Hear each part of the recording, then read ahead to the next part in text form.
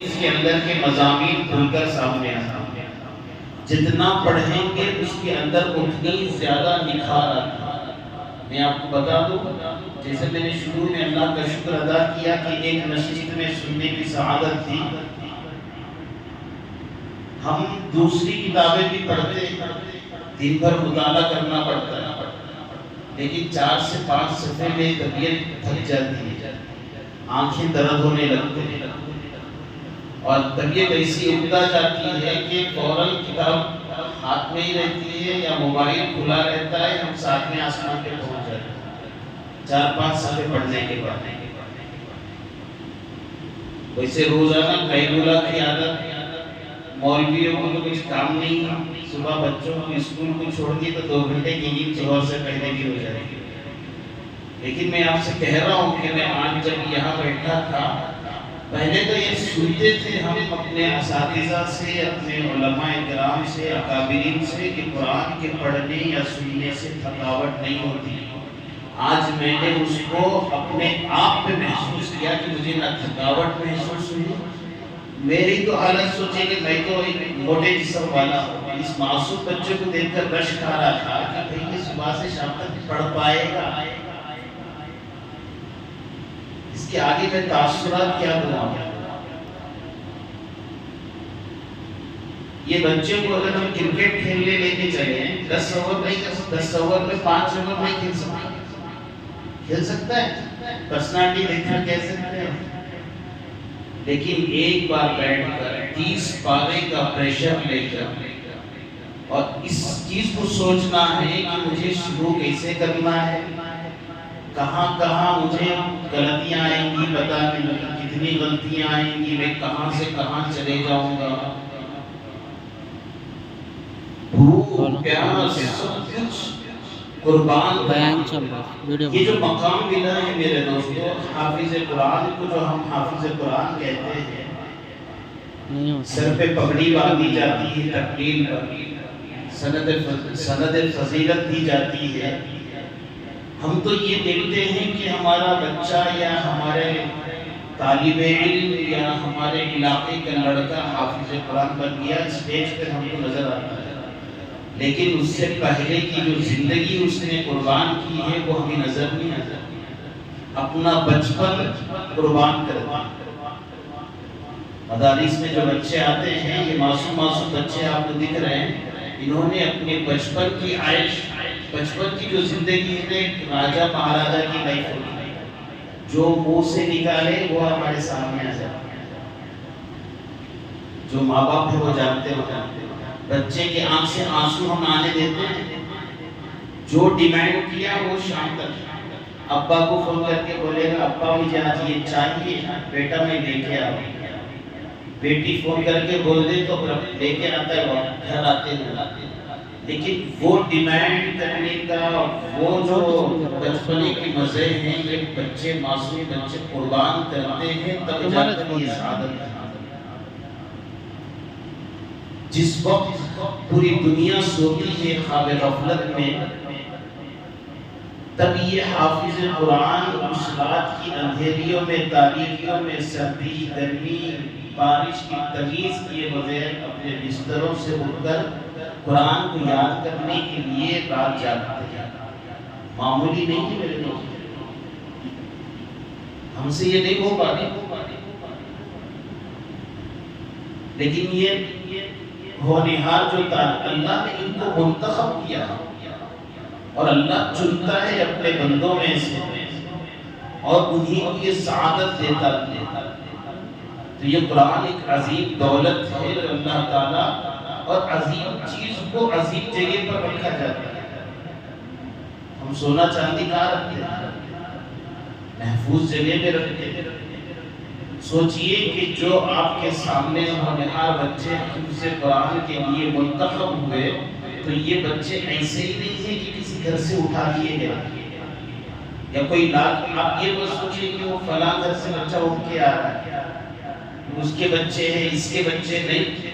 یہ اللہ تعالیٰ نے سلیکٹ کیا ہے کہ اس کو میں اپنی نعمت عظمیٰ دوں. بڑی محنت ہے میرے دوست. رشک کرنا چاہیے، اور یہی وہ طالب علم کی زمانہ ہے جس کے اوپر رشک کرتے فرشتے جو ہے پر بچھاتے ہیں۔ بڑی فضیلتیں ہیں کہ انشاءاللہ مجھے بیان کرنا نہیں آتا ہے، تاثرات کے لیے کہا گیا تو میں شروع میں کچھ قرآن کی جو آیتیں پڑھا تو اسی کی روشنی میں کچھ باتیں کہنا چاہ رہا تھا، اور اللہ کا شکر بھی ادا کرنا چاہ رہا تھا کہ اللہ جو ہے یہ نعمت ہر گھر میں ہر بچے کو نصیب ہو جائے۔ نیت کریں، آپ اپنے بچے کو ڈاکٹر بنائیے، انجینئر بنائیے، لیکن یہ سوچ لیجئے کہ ہمارا گھر کا ہر بچہ حافظ قرآن ہوگا۔ ایک چیز یہاں پر سمجھا لوں کہ لوگ کہتے ہیں کہ بچہ حفظ کر کے کرے گا کیا، اس کا فیوچر کیا ہوگا، مستقبل کیا ہوگا۔ یہی سب سے بڑی غلطی ہے۔ یہاں دین کے علم کے ساتھ دنیا کے مستقبل کے بارے میں سوچنا گویا کہ ہم نے قرآن کی وقار کو، اللہ کے دین کے علم کے وقار کو گھٹا دیا۔ کیوں؟ اس لیے کہ دیکھیے جتنے انبیاء آئے نا، انبیاء کا ایک ڈائلاگ اللہ تعالیٰ نے 19ویں پارے میں سورہ شعراء میں حضرت موسیٰ علیہ السلام، ابراہیم علیہ السلام، پھر اس کے بعد حضرت ہود علیہ السلام، اس کے بعد حضرت صالح، حضرت لوط، حضرت شعیب، ان تمام انبیاء کا جو ذکر کیا انہوں نے یہی کہا کہ ما اسألکم علیہ من اجر ان اجری الا علی اللہ۔ دین کے علم کا کوئی بدلہ نہیں ہے، کوئی قیمت نہیں ہے۔ تو ہم بچے کو مدرسے میں ڈالنے کے وقت میں یہ نیت نہ کریں کہ یہ بچہ کچھ کمائے گا اس سے، یہ نیت نہیں۔ یہاں تو علم دین کی عظمت، قرآن کی عظمت اس وجہ سے ہے کہ اللہ کے نبی نے یہ فرمایا تم میں بہترین وہ ہیں جو قرآن کو سیکھے اور سکھائے، اور ایک روایت میں یہاں سکھائے۔ اب تک تو آپ نے قرآن کریم کی فضیلت سنی کہ قرآن کتنی بڑی چیز ہے اور اس کو حاصل کرنے والا طالب علم کتنا رشک کے قابل ہے۔ یہ او علمہ جو فرمایا اللہ کے نبی صلی اللہ علیہ وسلم نے کیا، جو سکھائے، اس کے اندر معلمین آ جاتے ہیں، اس کے اندر وہ ادارے کے ذمہ دار بھی آ جاتے ہیں جو اس کے لیے نظم بناتے ہیں، وہ بھی قابل رشک ہے۔ اللہ کے نبی نے یہ فرما دیا کہ خیرکم من تعلم القرآن، تم میں بہترین جماعت وہ ہے جو قرآن کو سیکھے، یا سب سے بہترین جماعت ذمہ دار وہ ہے جو قرآن کو سیکھنے کے لیے انتظام کرتا ہے۔